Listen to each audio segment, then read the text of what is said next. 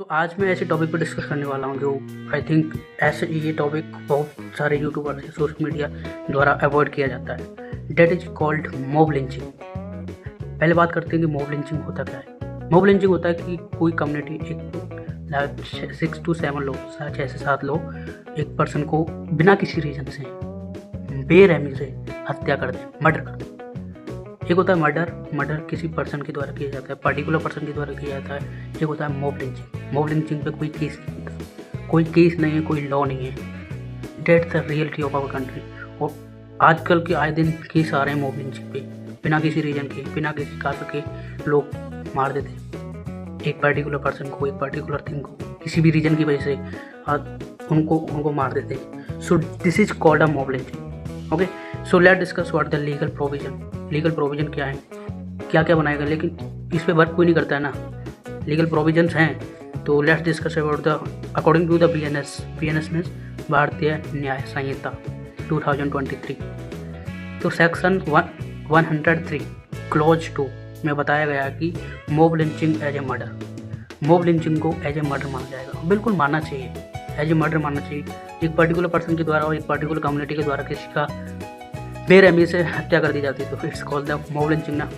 And इसमें बोला जाता है कि 4 से 5 लोग अगर किसी पर्सन को मार देते हैं, मर्डर कर देते हैं किसी भी रीजन की वजह से, race, community, caste, discrimination, religion, language, whatever it is, worth, personal believe, and it should be death penalty देना चाहिए और डेथ पेनल्टी देनी चाहिए। एंड उधर सेक्शन आता है सेक्शन 117 क्लोज 4। इसमें बोलता है कि grievous hurt by the mob, मतलब किसी भी भीड़ के द्वारा अगर किसी पर्सन को हर्ट किया जाता है तो उसको 4 से 5 साल की सजा देनी चाहिए। It's a really need for this.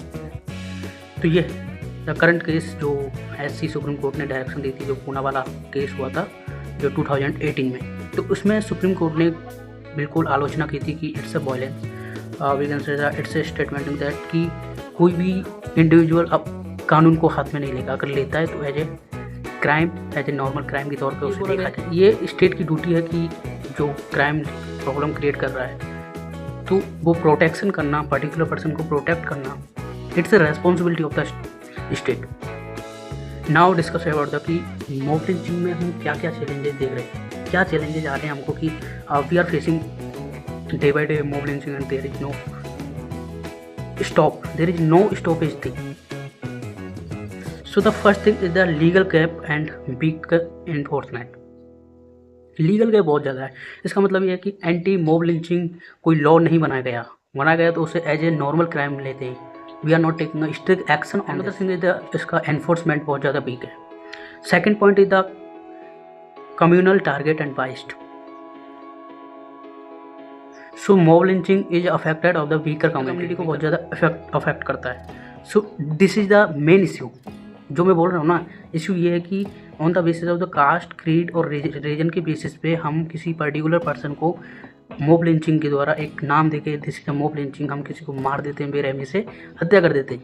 So this is the data deficiency and policy gap. Data deficiency and the policy gap where we are awake on these things. So it's that according to the NCRB, तो उन्होंने मना कर दिया कि हम separate इसका data नहीं देंगे। तो it's a horrible thing. Hate speech, hate crime, it's taken 2017 से। So it's a challenge.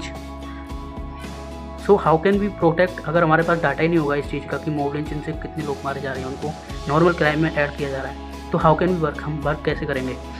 Another thing the social media and misinformation, so misconducting, तो मिस स्पीच हो रही है, तो फेक न्यूज और inflammatory content are rising a problem. So we should stop on that. अब we will discuss about the, हमने इतने problems बताए तो इसका solution, what the exact solution of this, इसका सॉल्यूशन क्या है। So we are discussing the what the exact solution of this mob lynching. So the solution 1 is national legislature. So हमें एक डेडिकेटेड एंटी मॉब लिंचिंग जो provisions हैं वो करना चाहिए, उस पर वर्क करना चाहिए। उस पर अगर हम we are working day by day, so it will be a growing strong law enforcement. So we need to change our reform in the police system. If we are not changing the reform in the police system, it's a very horrible and very effective thing. Next is point number 3, is that special investigation team. So we should start a fast track court for this mob lynching. Mob lynching के लिए for fast track court start करनी चाहिए. Another thing is public awareness and media में जो मिसकंडक्टिंग कर रहे हैं, miss information leak कर रहा है, तो उसे हम अवेयरनेस प्रोवाइड कर सकते हैं. Technological regulation and the cyber security. So it's the main issue. We can strength हम मजबूत कर सकते हैं. डिजिटल मॉनिटर व हेट स्पीच भी वर्क कर सकते हैं. And hold the social media account. We can seize that type of social media account जो मोब लिंचिंग को टूवर्ड्स कर रहे हैं, वो जो फेक न्यूज़ इन्फ्लुएंस कर रहे हैं. राइट, जो करंट केस चल रहा है, जो बांग्लादेश में जो फेक न्यूज़ चल रही है, उसमें मोब लिंचिंग हो रही है. Very very critical mob lynching other country में हो रही है, यहाँ पर भी हो रही है. So how can be avoided in these things, right? Now we will discuss about the last point is that community engagement. जब तक कम्युनिटी का इन्वॉल्वमेंट नहीं होगा, वी आर सेइंग दैट जब तक कम्युनिटी का इन्वॉल्वमेंट नहीं होगा तो हम कुछ नहीं कर सकते. We can't do anything. अगर कम्युनिटी सपोर्ट नहीं करेगी, कम्युनिटी इंगेजमेंट, कम्युनिटी आगे नहीं बढ़ेगी, so we can't do anything. हम कुछ भी नहीं कर पाएंगे, हम देखते रह जाएंगे बस. So that the issue and it's a rising issue. Daily case आ रहे हैं मोब लिंचिंग पे. कभी कोई मर जाता है, कभी कोई मर जाता है. So it's harmful effect for the. किसके लिए इफेक्ट है, किसको सबसे ज़्यादा इफेक्ट पड़ता है? It's a weaker community. और एक चीज़ माइंड में याद रखना, जहाँ हम मेजरिटी में है ना, इंडिया में हम हिंदू कम्युनिटी इज मेजरिटी, तो कहीं भी तो हम माइनॉरिटी में होंगे ना. सो उसका इम्पैक्ट डायरेक्टली वहाँ पर पड़ेगा. जैसे you take example of Bangladesh, यहाँ पर हम मेजरिटी में हैं, वहाँ पर माइनॉरिटी में. तो अगर जैसा ट्रीट हम यहाँ करेंगे वैसे ही वहाँ होगा. इट्स जनरल थिंग ना. So we have to the understand. So I hope you understand the main thing, and it's a beneficial for you also to इसे ज़्यादा से ज़्यादा शेयर करें, ताकि awareness we are play a role to the awareness to the society में awareness हो, कैसे भी हो. Right, so that's all from my side.